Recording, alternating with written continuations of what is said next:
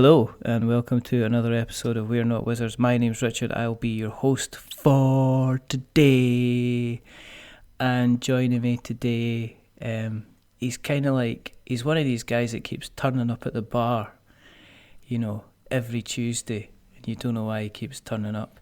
But this time, he's not only brought his packet of peanuts and his back pocket full of 10s and 20 pences as he's reaching for a half pint and a short. He's brought himself a little game. It could be a big game about a big pint, but it all starts with a microbrew. I give you the wonder, the actual joy in my life that is Nigel Kennington of One Free Elephant. So hello, Nigel. Hello!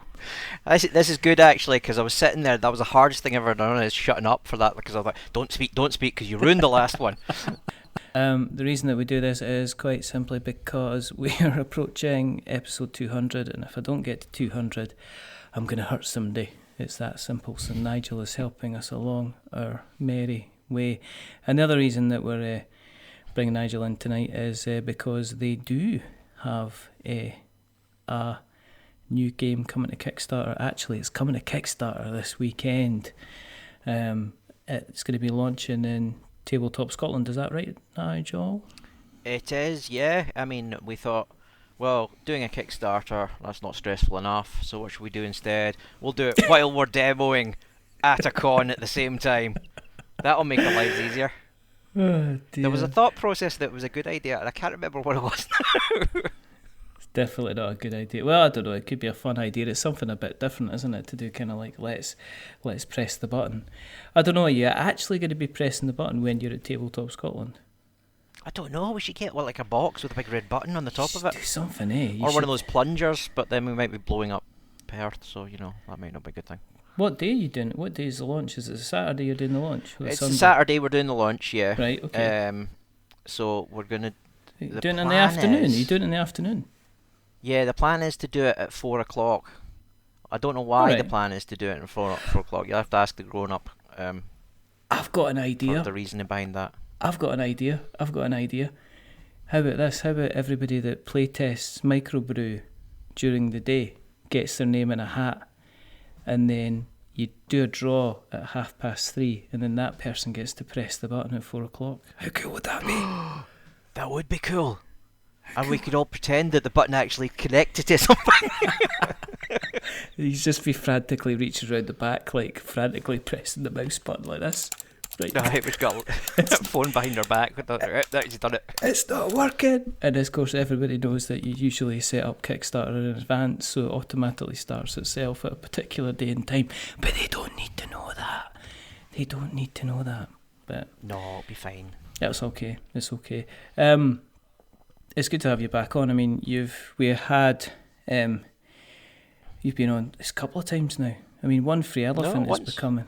No, well, you've been on once, but your better half's been on. Oh yeah. Sarah's been on as well. Yeah. So it's all been good. And Carcosa came and went, got funded, doing quite well. It did. Yes. Had some good fun. Yeah. Had some good feedback. Done your single player variation on that, and yeah. What's the feedback been like on that? Are we being honest? We need to be honest, don't we? The feedback has been it's been a bit mixed for Carcosa. Yeah, I think, to be honest, the rule book kind of bit us a wee bit there, and that's entirely my fault. I mean, the thing is, people found the rule book hard to digest. I was trying to do a thing, and I think I got caught up in the theme, because obviously it's Carcosa and it's Lovecraftian and it's all about ancient tomes and that sort of thing. So I thought, I'll do the rulebook like an ancient tome, and it'll be like a discovery thing, like you've got your own, you're part of the experience. It was like it was a mechanism to deliver setting, to set the theme, and it worked really well for that. It looks like an ancient tome, it reads like an ancient tome. And apparently, according to certain quarters of like Board Game Geek, it's as digestible as an ancient tome. Yeah, I mean, yeah. See, the thing is, once people get it, they really enjoy it, or the people that enjoy it do enjoy it really well, because ultimately it's a game, yeah. Yeah. So it's got an audience that like it. It's got some folk that really like it, Yeah. and it's got some folk that hate it, like everything else. But I think the thing that disappointed me most about Carcosa was the fact that I could clearly see that there were people that would enjoy it, yeah, Yeah. but hadn't managed to get through the rulebook. So that's one of the things that I really wanted to fix with our new project. Yeah, because now I understand a lot more about how people digest rules. Yeah, and we've had consultation from loads of people. I mean, we even had consultation from Paul Grogan, and then we took that on board, and then we did more consultation with that. There's another guy who was one of the really keen backers from Carcosa, who we sent a copy of the game to because he did lots of suggestions and help for the rules when I was doing the rewrites of the co-op game, yeah, because there's like a free version of there's a co-op game now for Carcosa that you can download for free off the internet. So I fixed a lot of the things that were and clarified a lot of things in the rules for that, and that was the help of a guy called Hector, who's actually Greek. And he was massively helpful. He was giving these like pages of things. You fix this, in your rules.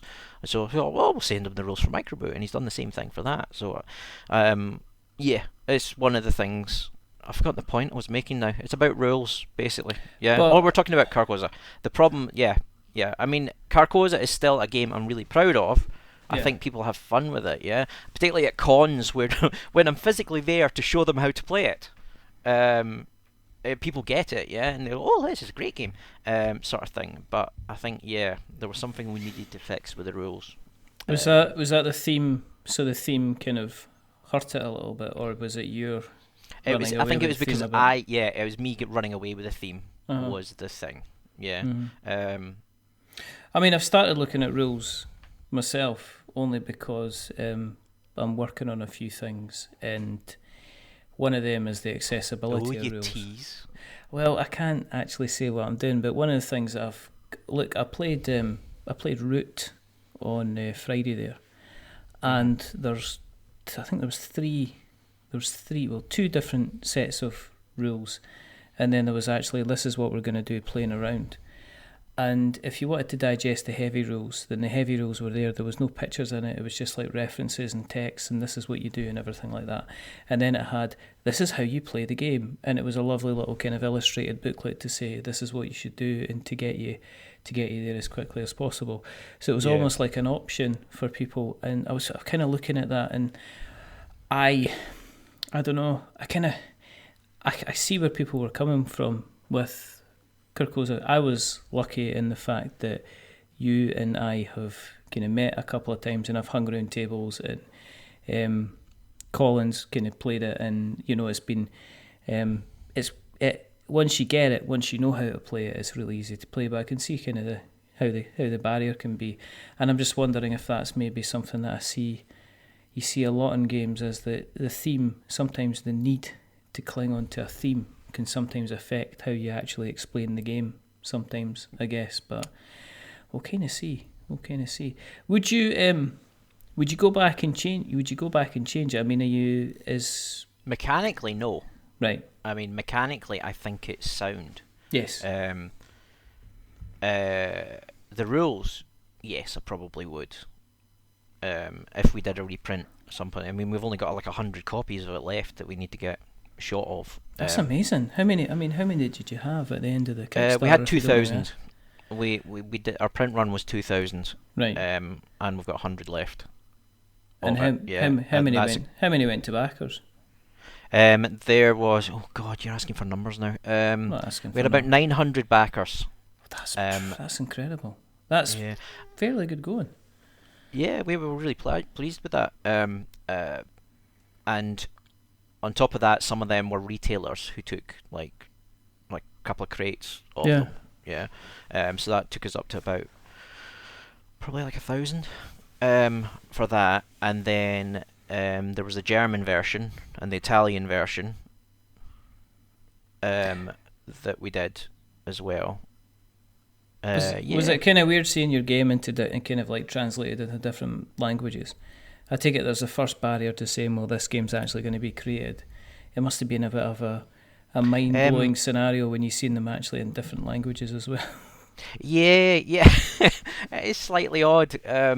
I mean, none of the components are language dependent, so it doesn't look. It's just the rule book that's different. Yeah, but it is slightly odd when you open the book because you can know where everything is because the rule book's laid out the same. Yeah. So and I've read the damn rules so many times. It's like, I can speak Italian, but no, it's just. Where's the bit where the hovercraft has got lots of eels? That was actually quite good as well because one of the things we found at Essen was people judge you on the quality of your translation as well. So it's like, oh, we've got German rules and that sort of thing, and they give you a look like this is a trap. And you think, show me your German rules. You're like, here you go.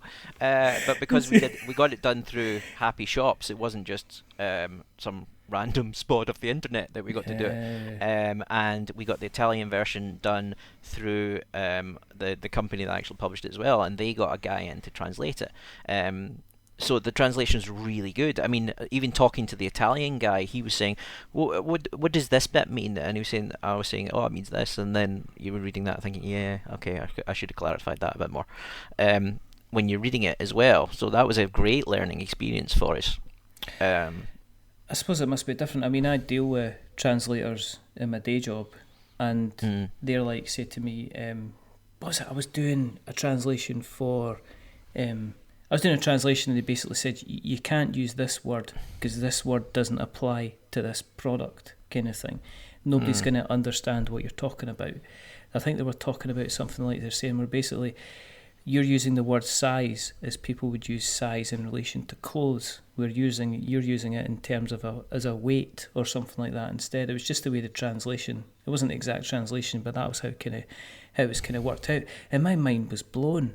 So it's like, oh, you need to use a completely different word in it's context Italian for it to work. And he says, because otherwise, he says it's not just the individual words. It's like the context and the syntax of the sentence itself, how it all works out, gives you a completely different sentence from what you're kind of saying. You're not saying anything offensive, but you might say something that folk will just look at and just say, that doesn't make any sense at all, pal.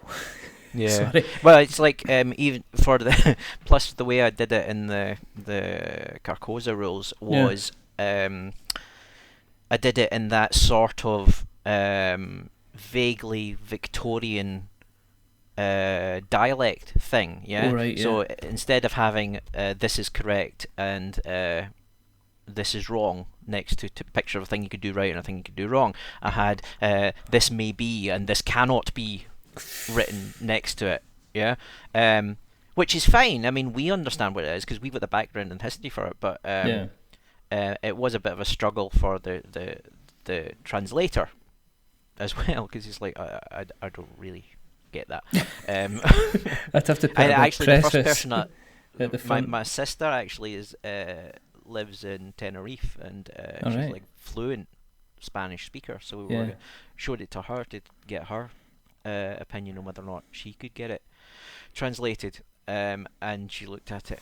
She was really keen initially. She was like, "Yeah, send it over." And then I sent it over, and she was like, "No." I'm going to need to be drunk to do this. Yeah. Well, she basically said, "It's just because it's old style speech. You need to get someone that is born in the language, rather than me who can speak that language fluently, but you know." Yeah, again, it's like translating the words directly, isn't it? It's like sticking the words directly into Google Translate, and it'll come out and say that cannot be, but somebody looking at it will go, "Nah, I didn't." It does not make any sense. It does not make any sense. But has this? I mean, with that kind of feedback, is that a strange situation to be in because because obviously you've successfully funded your Kickstarter and Carcosa did really well, when it went to Kickstarter. So was that kind of like a strange situation to be in when you had people kind of going, yeah, the game did really, really well and you got all the funding. However, there's kind of things that we're not sure about, and it was like going, oh, okay, so success. It was kind of like a bittersweet kind of success kind of thing. Yeah. I mean, ultimately, it is kind of, there is some bittersweetness going on, but I mean, ultimately, it's a creative work, yeah. So not everyone is going to like it, no matter what you do. Yeah. So it was never going to get. I mean, we were kind of expecting some pushback, yeah, because we got some before the campaign. There was like some the more militant fans of Carcassonne got really quite angry about it, and I think that's kind of affected us as well, yeah. So there's people that will go on and never have played the game, or have just looked at a picture of the game and read the back of the box, and that's them. They know, and they will go on to BGG and give you a 2 out of 10. And there's nothing you can do about that. So we were kind of used to that sort of thing. But the only ones that are heartbreaking are the ones that you think haven't got it, and it's been my fault because I haven't made the rules clear enough. Yeah. Mm-hmm. So it's like, what's heartbreaking is the missed opportunity for them to have had a fun game playing the game that I designed, yeah? And because I've buggered something up, yeah? So obviously that's one of the things we really strongly wanted to fix when we were working on Microbrew. I mean, coming on to Microbrew, I mean, was that something that was in development along this, you know, did you sit down and say, okay, let's do Carcosa first and then go on to Microbrew? Did you have like a list of games you were going to be releasing anyway, or did that, I mean, what was the kind of the genesis of Microbrew itself? Did it come from nowhere? Was it already there, fully formed?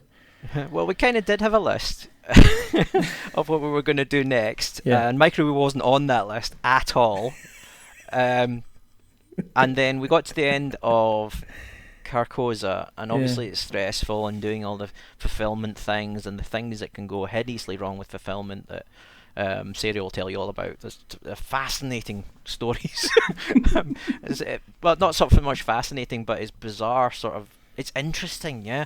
And you don't expect that from logistics, but when things go wrong in logistics, you realise the sort of thing. Anyway, Sarah will tell you all about that. I don't want to tread on her toes, sort of thing, because she's the one that had to deal with all of it. But yeah, we got to the end of that, and we were like, let's take a break, not do anything for a while. And then we were kind of bimbling around the internet, and we saw the competition on Board Game Geek, which is like the mint tin competition, which is make a game that fits in a mint tin. And we thought, oh, that'd be fun. We'll just do this little side project and just for giggles. And that's where it came from. It was like, we just thought, right, well, what's small? What can the gag be? What are small things? What are small things where you work? Microbrewery. We'll do a microbrewery because it's small. You know, micro. That's a gag. And then we had the name, and then we had to come up with a game for it. And it just kind of snowballed from there. Yeah. Yeah. I remember meeting you. I think at Tabletop Day in Dwarf, and you said that. I think you said to me at the time. You said that people kept on saying to me that the boxes. The box for Carcosa was too small, and that you should really put in a bigger. You should really put in a bigger box. Yeah, Jesus. I mean, that's one of our big things that we had. Yeah, so we are kind of just being contrary. I mean, we've done a lot because this is a project that was never intended to be essentially a project. We've kind of done everything the way we want to do it, as opposed to the way that everyone tells you want to do it.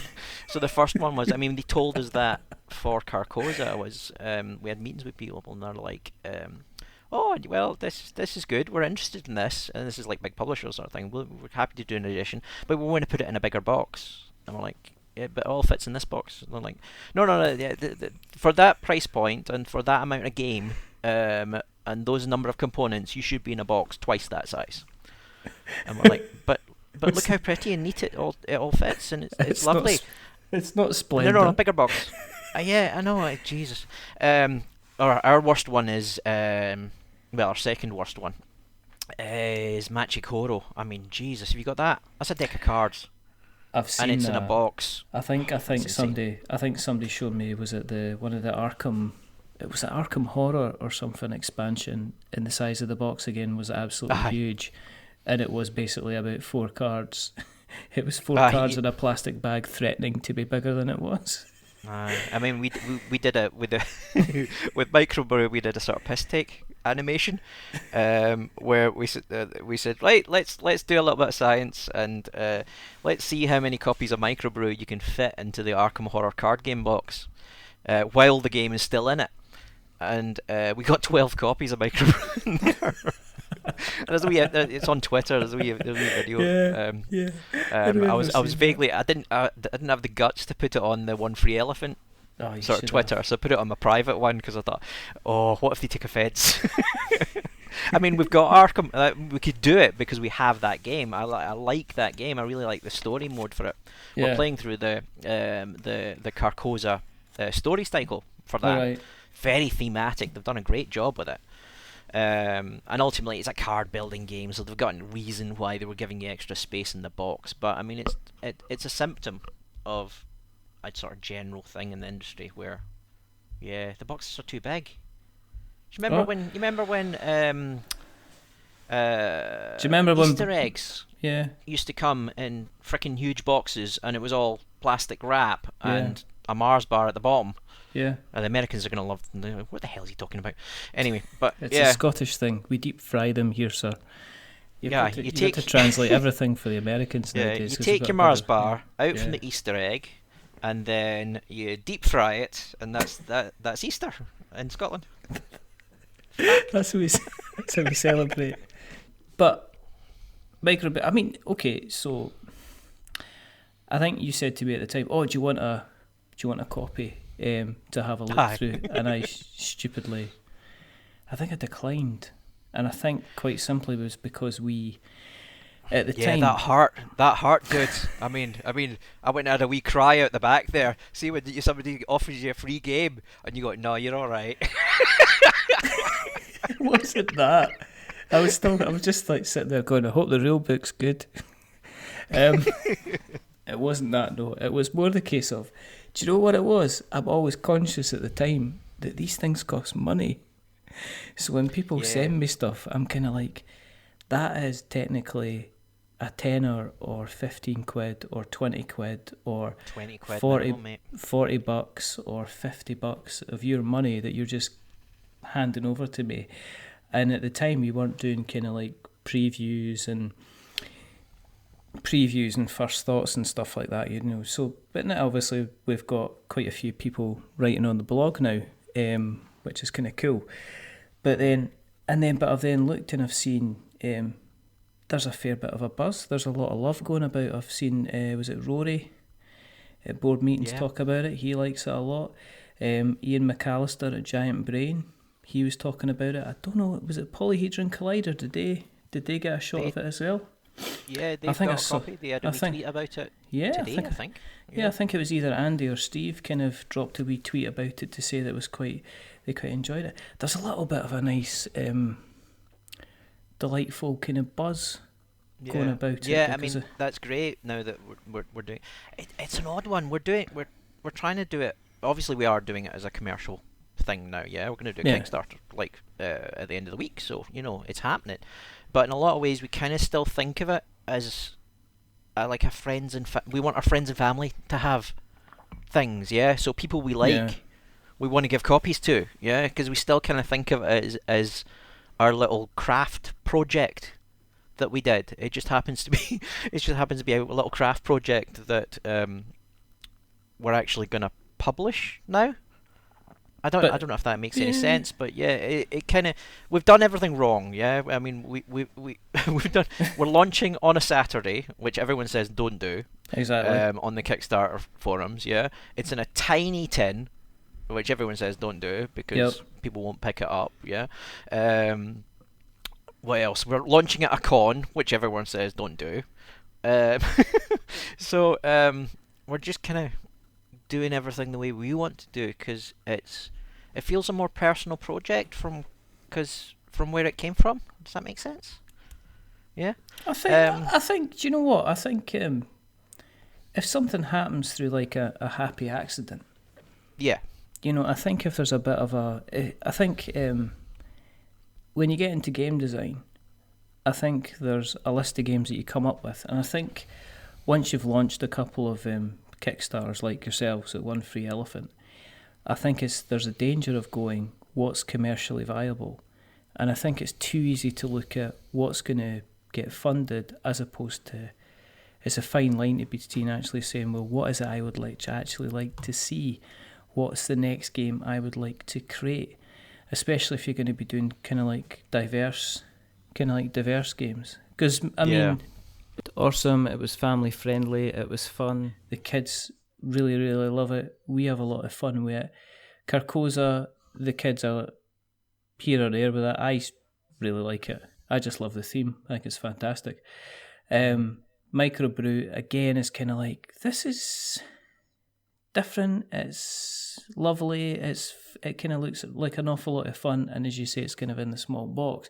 But as I say, it's kind of like, I guess if you're looking at it from well, we're doing this because we want to do it, as opposed to we're doing this because it's about time we did like a mini worker placement game kind of thing. Yeah. So there's kind of that. Yeah, I mean, yeah, that's another thing we should be doing is you should pick your brand identity and stick to it. But I mean, we've just not got the focus for that, you know? It's like we just do what's interesting, and we're kind of eclectic in what we play anyway, so we're not really tied down. To be honest, the only kind of unifying theme that we've got so far is Rado is got no interest at all in any of our games, because it's like our first one, Awesome, that we did. He's like, he doesn't like take that in games, so he's like, no, he's not going to look at that. We didn't even bother approaching him for that one.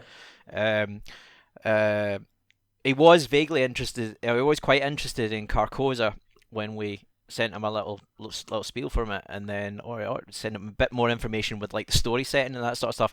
And he was like, "Oh no, that's too dark for Jen. She won't like being an evil cult sort of thing." Yeah. And then we sent him an idea. Broke up a bit. We sent him the idea for Microbrew. And he said, "Oh no, I don't like beer brewing games at all." Or he doesn't like the beer brewing theme to a game. Did you just say we're doing a worker placement game about a games designer who works and lives in Canada now? Yeah. Nah. I did actually think after we got that email back, maybe it's us. Maybe you know, like that movie. Maybe he's just not that into us, sort of thing. So I went and watched some of his videos. He must have done a beer brewing game before. He did like an early 2000s kind of rom-com. He's just not that into you. Like you're tying it into board games. Yeah, well, my obviously. It's the bon mot, as it were.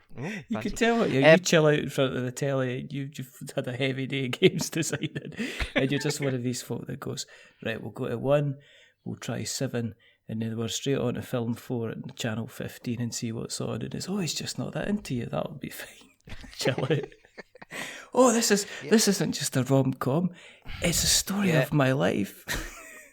Our next game is going to be a cappella singing teens, and then we're going to do what's the other thing that they do? The Glee Club. We're going to Glee Club the game. Oh my word! How would that work? It wouldn't. Of course it would work. Of course it would work. Let's design it. Let's design it right now. Okay, so you've got 4 groups, right? You've got your basses, you've got your tenors, you've got your sopranos, you've got your altos, and what you do is it's a card game, okay, and you can add more cards to the different sections of the hand, and they build up your strength, and that allows you to then. It's a hand building game that then, depending on the requirements of the song, you have to build a deck that matches up to the different numbers of people that you need in your hand, and then it allows you to score points based on that hand. See, right, okay, so here's the thing, yeah, you're doing it the wrong way around, yeah. We're doing a Glee Club game. Right. What's cool about being in a Glee Club, yeah? Why is that fun? Why is it fun to be in a Glee Club? There's singing songs, right? There's the making friends, yes. There's being catty about people from other Glee clubs. Yes. So you want to get that sort of stuff in it, yeah? Yes. Yeah, so you need to work out the mechanics from what's cool about the thing in your theme, yeah? This is the way that I do it anyway. Okay. Yeah, is once you come up with your theme, you can work out, and we did it with all our games, so what's cool about running an evil doom cult? Well, it's feeding things to horrible tentacle monsters, yeah? And steepling your fingers and going, muhaha, and exploring lost cities and all that sort of stuff, yeah? What's cool about running a microbrewery? It's about, well, to be serious for a second, it's about gaining your loyal customers. If you're a micro business, just like if running a micro board game company, like One Free Elephant, the thing we like the most is making connections with people that then become, like, like your community that support your game, yeah? So that's what's cool about that, yeah? So what would be cool about being in a Glee Club would be the performance, but it's also the building of the little community, or your little squad as well. And you need to build the mechanics around that. So, yeah. We could work them both together. Microbrew, anyway. How does it play? Yeah. It's 2-player. Yes, it is. It's was that a two-player game. Was that a conscious decision to make it 2-player, or was that down to the kind of the space that you had in order to play the game? Could you play it with more players if you had more than one copy? Yes, I mean that's what we're doing actually. It is a 2-player only game that plays 2 to 4 players. At the moment, but we didn't want to put that on the the Kickstarter page because that would make people angry, as the internet tends to get. Make up your mind. Anyway, it would be like Simon all over again when they said, "This is about a people play game. How many people can play it? Well, it's 1v1, 1v1, 1v1. What? Yeah, but anyway, yeah. So it wasn't. Basically, it was down to we were doing it for the competition, yeah? Yeah. We had small space to work with, so it limits your components. We also, there was only 2 of us, yeah? So it would make it a lot easier to test if we made it only for 2 people. So, yeah, its practicalities decided what we were going to aim for. So we decided, right, well, there's 2 of us, we'll do a 2-player game. Yeah. We've only got a limited number of space that we can fit stuff in, so that means we don't need extra components if it's aiming for 2 players. So yeah, and it was just a matter of, well, how do we make this 2-player game interesting? How do we make it, because there's a lot of 2-player games, but yeah, we wanted to make something that felt like you could do your own thing, but at the same time you can influence each other, yeah? One of the really good 2-player games will let you have an effect on each other, but they're not directly competitive. So you don't... Yeah, so what we did was we built the systems so that if you get in the way of somebody else, you get a reward, but they don't get punished. So we wanted to build the systems so that... it's you're rewarding good play as opposed to punishing bad play, yeah? We don't give mechanisms for you to take that. We just give you the mechanisms so that you can place yourself in a way that the other player pushes you forwards, yeah? I think that's important. No, I think that's really important in a relatively smaller, or maybe kind of slightly simpler kind of game. Yeah, because otherwise, I mean, if it's punishment all the time, people just won't want to play it. Yes, exactly. And if it's always two players as well, you got to keep an eye on the fact that it will be the same two players. Yeah. Yeah. So yeah, I mean, have you played like Ticket to Ride two player? No, but I've Because seen a lot of people play it two player, and it yeah, just Ticket. looks dull.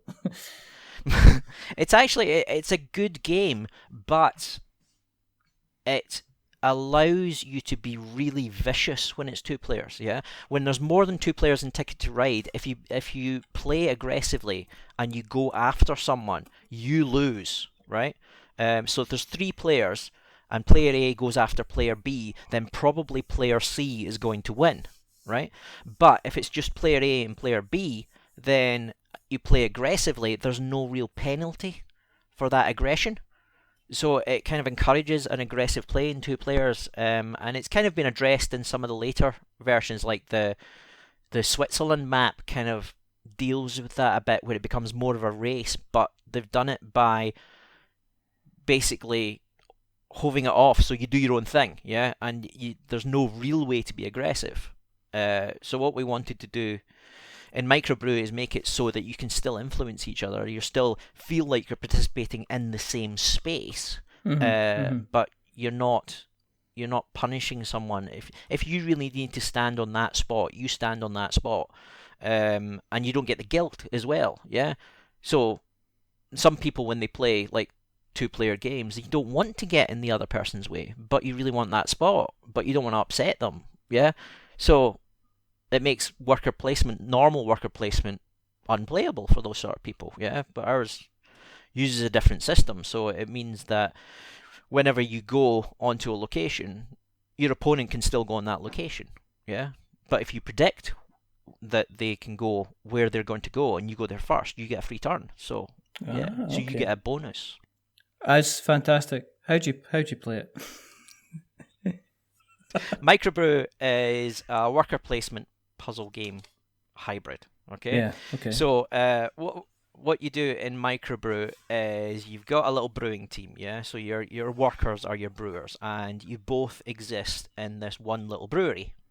And the slots in the brewery are the places that you can go to. So you can go to the brew section and take a brew action, and you can go to the bottle section and take a bottle action, and so on. And that means it's worker placement, right? And the opposing player is in the same place, right? But you don't block the slot. As I say, what you do is, if you want to go to a place where your opponent already is, they get their worker back and they can use it again that round. So that means that there's no sort of I've blocked you sort of thing that you get in normal worker placement. You can still do it, but you still get a benefit from predicting where they want to be, because you get your dude back. And it means sometimes rounds are quite short. If everyone's ignoring each other and doing their own thing, maybe you're working on serving customers, and your opponent is working on actually brewing some beer, then the rounds will be quite short, yeah? But sometimes there'll be a massive battle. Both of you are trying to get scrabbling over each other to get to the brewing station so you can mix the perfect India Pale Ale, and the rounds last much longer in that sort of situation, yeah. So it get flexible round structure, which makes the game a bit more interesting, I think, than the thing. I think this is one of the things people have picked up on as well. Yeah, on top of that, we've got the actual brewing itself, yeah. So there's the worker placement and there's a puzzle element as well, because you've got recipes, right? And there was a review that did find for Rado doing a worker placement brewing game, yeah, and he did say, "Oh, I quite like this sort of thing, but I hate the theme." So it wasn't just us he wasn't into. But I can't imagine doing that, because I'm looking at kind of like somebody said to me, "Oh, brewing."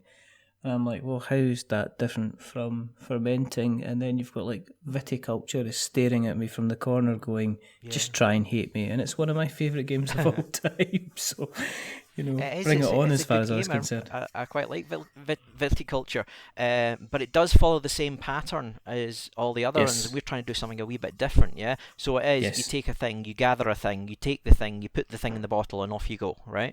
Yep. But our brew is a mini game. Yeah, so you have recipes that have like a pattern on them, a pattern of different colours, and you have to match that up to what you've got in your brewing kettle.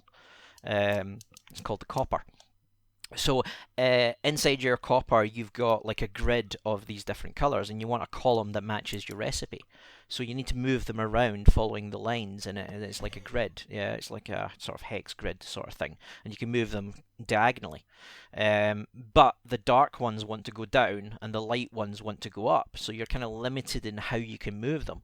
So the clever is, can you work out when you do a brew, you can move one token following its rules. Yeah.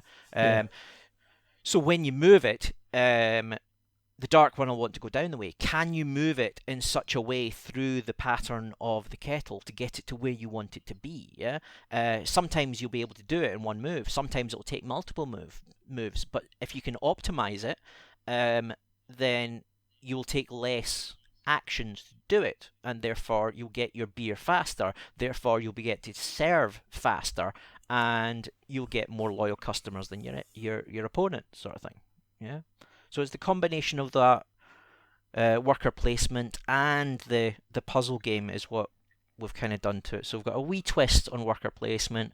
We've added in the sort of the puzzle mini game that you've got sitting in front of you, and both of those together we've stuffed into this tiny little tin to try and make something that's just different enough. Yeah. Did it grow organically? I mean, is the first iteration of Microbrew? I mean, did it grow and change? Oh, yeah, definitely. Is that like how, is that what you did with, like, say, Awesome? Is that how that kind of changed as well? I mean, I know that when I spoke to Sarah, you sounded like there was, like with you guys seem to kind of like, here's an idea and let's just be open in changing it and moving it about and getting it right before it kind of works. So is that kind of like your methodology? You said yourself you kind of get the theme and you say, well, what's fun about this theme and how do we bring it into a game? So is that what you did for Microbrew itself? Yeah. Yeah, I mean, it's basically, it's refinement. Yeah, it's, you just think of everything you can think of that is cool about your subject, and you bung it all in there. Yeah, and then you start cutting it out until it's like our brewing puzzle has gone through so many iterations, and it's got simpler every single time. Yeah, because you need to make it simpler. It's a board game, effectively. You want it to be accessible. You want people to understand it. They want them to be able to understand it in their first game. Yeah. So the rules had to get simpler on each iteration until it becomes digestible. And yeah, you come up with a whole bunch of stuff. So it used to be a lot more complicated. The puzzle used to be much, much harder. Yeah. But each time you just shave a little bit of it. You just shave a little bit off it until you get something that is, fun.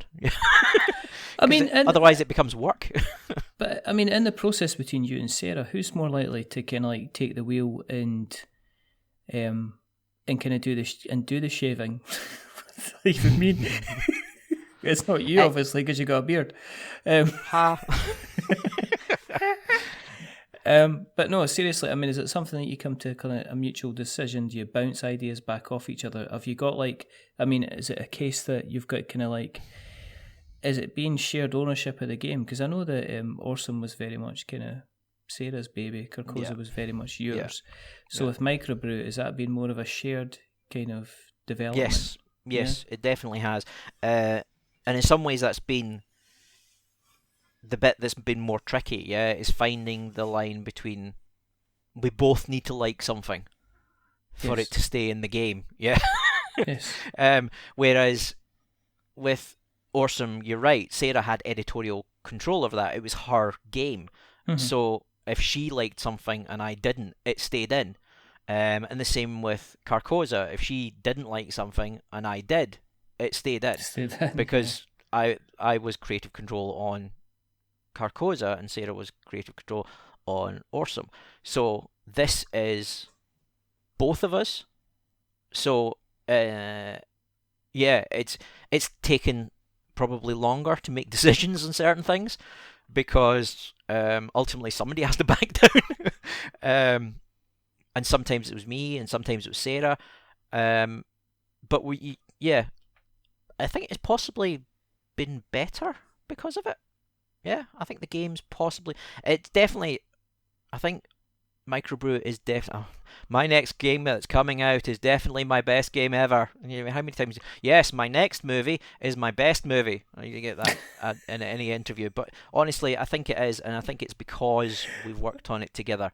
So there's been more people shaving the corners of it. I do that for cups of tea. This next cup of tea is the best cup of tea I've ever made.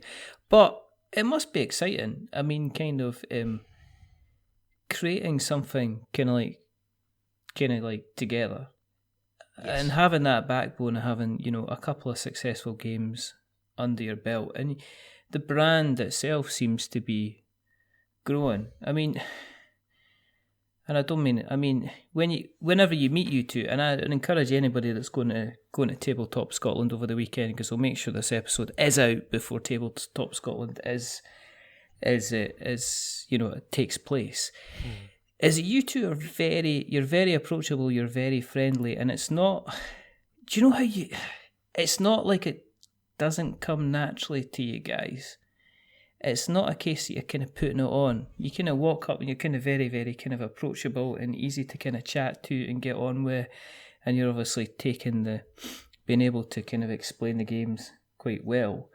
Is it important to kind of, do you feel kind of branded now? Do you feel you're kind of like, this is what people expect when they're considering a one free elephant type of game, you know? I don't know, to be honest. I mean, we do the cons and we enjoy the cons and we love the talking to people and being part of the community. Yeah, I mean, ultimately, this is not a profit-making enterprise. We're not going to pay off the mortgage because we've made these games. Even close. I mean, we've all got real jobs, but what we're doing it for is because you can talk to people about games and talk to people about their games designs, and people will come and talk to you and ask you questions about, and stuff like this. And we do like to do stuff to give things back. So if somebody comes up to you and talks to you about, shows you their design, we get that. We're getting that increasingly now. People will come in, I've designed a game, do you want to publish it? And we're like, well, no, we only publish games that we make, sort of thing. But, you know, show us your game and we'll talk to you about it and give you some suggestions and hints and tips about what you should be doing next, who to talk to, and that sort of thing, yeah? And it happens because you even, like, new podcasters and folk like that come up and talk to you and want to talk to you about the game and do an interview and stuff like that. Yeah, it's being part of the community that we're doing it for. I've forgotten what your question was now. I've just rambled for ages about touchy-feely stuff. It's just no. Oh, branding, that was it. Yeah. So, branding. No, I don't think we have a brand. We probably should have a brand. But we've done a family game, we've done a cosmic horror game, and now we're doing a drinking game. So we don't have a consistent brand at all. We just want people to recognise us and realise that it's me and Sarah making games because we think it's kind of fun and we enjoy being part of the community. So is that a brand? Probably not, but it's us. It's a vision. I think, as I say, there's always a sense of fun, and there's always the welcome, and it's always sit down and have a game of this, sit down and have a game of that, I think, which is very, very important to kind of get that sense of community. And there is kind of like a decent community growing up around Scotland now as well. You know, you have got, I mean, we've got obviously Justin, Gladiatores, we've got Mark, you know, Mark's still doing his thing. He's still going out and about, showing everybody kind of wreck and ruin, you know. You got yourselves. You've obviously got Captain Aqueduct himself, Mr. Kevin Young. Is that a reference anyone's going to get? That's the reference anyone is going to get, and only people that know him is going to... It's nice. No, Kevin did Legends Untold. And he's the big hitter, isn't he? Yeah, he's the biggest Scottish one so far, as far as I know. He's the big kahuna. Yeah. The big cheese. He's going to be there on Saturday as well. He's the daddy. See, when somebody makes us cry, we all go crying to him, and then he takes them out the back and beats them up. Which is always good. Which is always good. Which is always good. But no, I mean, there's Kevin, he's been mean to me on the radio. But and now we've got you got Bez, and then if the podcast. I mean, you're talking about the media stuff kind of earlier on, the podcasters. I mean, we've now got. I mean, I used to joke a while ago. There was 3 of us in Scotland. There's ourselves. There's Unlucky Frog Gaming, and there's kind of Giant Brain. But that's going to continue to grow, and it's good to see that's kind of become. We've got a nice little kind of media side of things going. We've got a nice little set of cons going as well. We've got a nice kind of set of kind of designers and developers going as well. So it's quite an interesting time for that kind of industry in the good old Scotland kind of thing. Sarah's going to be on the Tabletop Scotland. There's a panel show, is it? The room 1011 or D100 or something like that. Yeah, Sarah's on that, so that'll be exciting. I'm on that as well. Are you? Yes. Are you going to give us any clues of what you're going to talk about? No, I'm not allowed to. Through pain of being talked to by Josh for 3 hours. Oh. Nobody wants that. Nobody wants that. It's a joke. That's not fair. That's not funny. No. It's still very, very true though. But no, I'll be there as well, and I'll just sit there and I'll raise my case and I'll be polite and I'll raise constructive points as to why I feel whatever I'm doing should be in room 101. So there you go. Be opinionated and contrary. Pick something everyone loves and then slag the crap out of it. That'll be memorable. I'll tell you what afterwards as well. So. So you can see. Buy Monopoly is the best Sarah game was ever. telling me about it, and I was thinking I would probably do Terraforming Mars. Yeah. Because that's really popular, and I'm clearly wrong, but I hate it. Yeah, exactly. There you go. How much is Microbrew going to be? It is going to be 15 of your Earth pounds. Okay. That's it. It gets you a copy of Microbrew. If you get 2 tins, then you can play it up to 4 players as well, because like the little brewery's got a 3 to 4 player on the back. So if you want to play it for 3 or 4 players, then it would be £30 because you need 2 tins. Yeah, and that's literally down to the fact that we physically couldn't fit all the bits for 3 and 4 player into the 1 tin. I mean, yeah, there's little animations of that on the web as well, and it's we used all the space. And the campaign's going to be running. Was it going to be 28? Is it 30 days or 28 days? Is it for the 1st to the 30th or something like that? Yeah, it will definitely be one of those. Definitely be one. Look, we're just trying to get the damn thing out just now. Yeah. Exactly. Exactly. Yeah, exactly. Ask Sarah. She'll know when the end date is. I don't know that. I think it's 30 days it's running for. Well, we're going to I'm fairly certain of that. I think we're going to be speaking to Sarah towards the end of the campaign. So yeah, that'll be cool because then you can get. You got a list of corrections. Let me start off by giving a list of corrections as to what Nigel said wrong in the episode he was on. That's fine. I think you got away a bit with that. See, I think wasn't that not what happened last time though? Is Sarah went before the campaign, and then I went towards the end of the campaign. So I was kind of hyper and psychotic.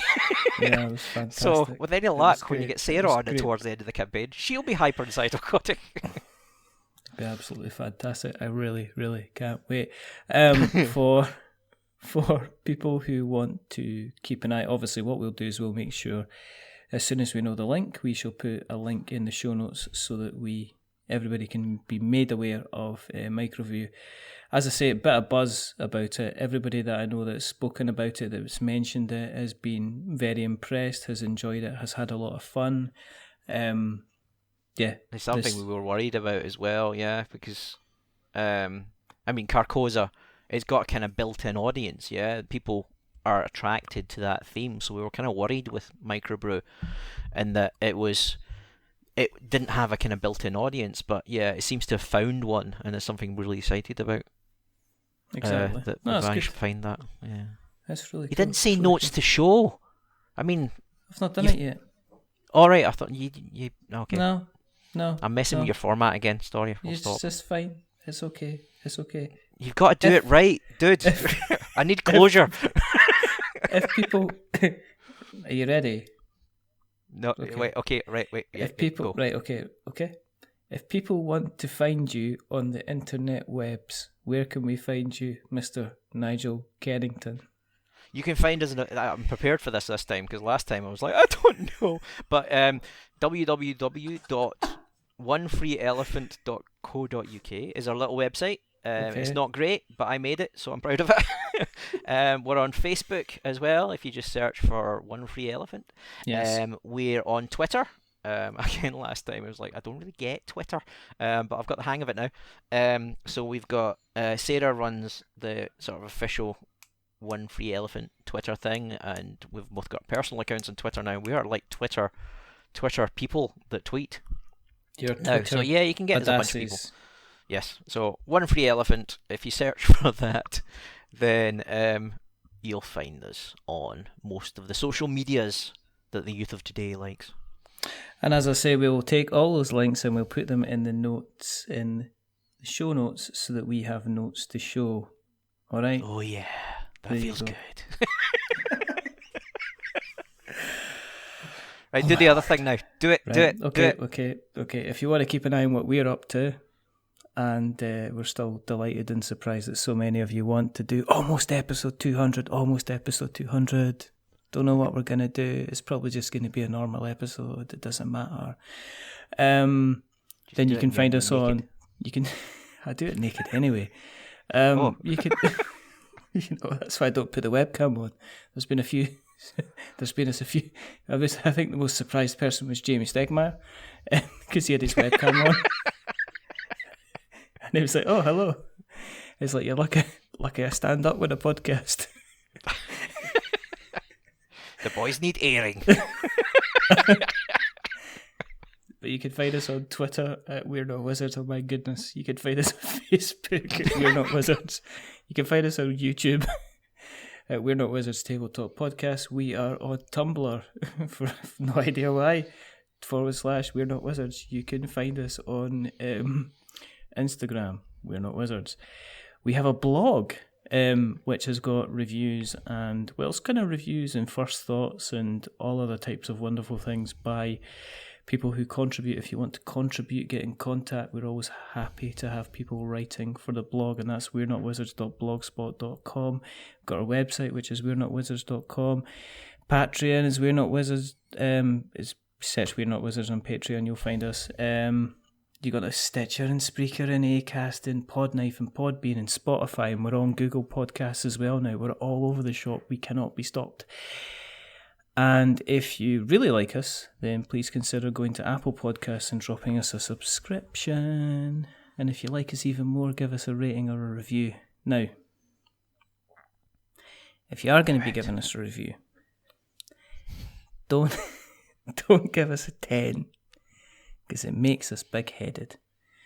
And don't give us a 1, because it makes us cry. Give us a 5, because it's average. It's in the middle, and we are decidedly average. But the person who's not been average, he's funny, he's furry, he's about to release... Funny? Is it too late for questions? I have a question. What?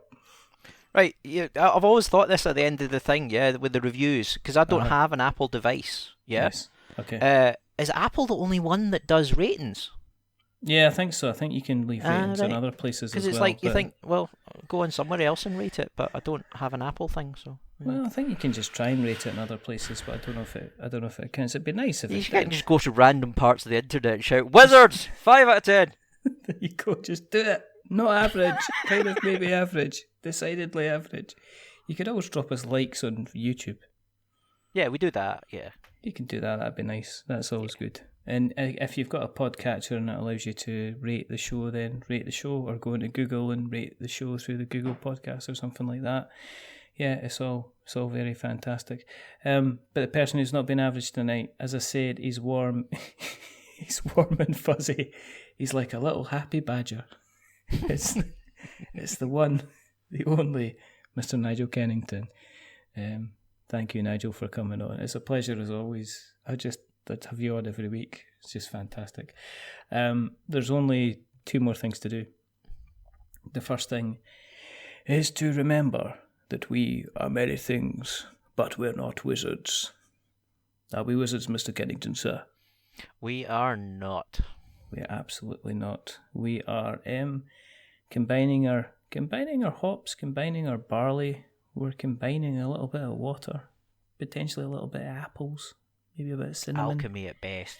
Alchemy at best, to make ourselves and craft the most fantastic beer in our microbrews. And the second thing is to say goodbye, and it is goodbye from Nigel. Say goodbye, Nigel. Bye-bye. And it's a goodbye from me. Remember, stay safe. Roll6s.com. And Microbrew, 1st of September. Check it out. 15 quid. Gets you in the door. Everybody who has played this game so far, who has had written any or said anything about this game at all, has been very, very positive about it indeed. And I am kicking myself that when Nigel said, "Do you want a copy?" I said no, because I'm not funny. But until the until the next time, all the folk in America are going, "What, he's an arse?" But that's a bad impression. But until the next time, goodbye.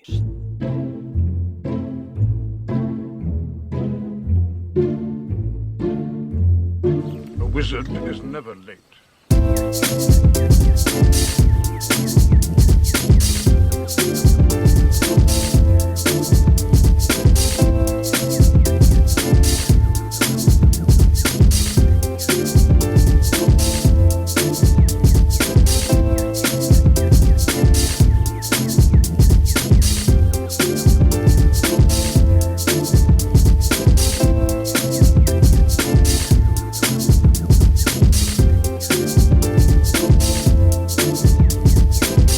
Nor is he early. He arrives precisely when he means to.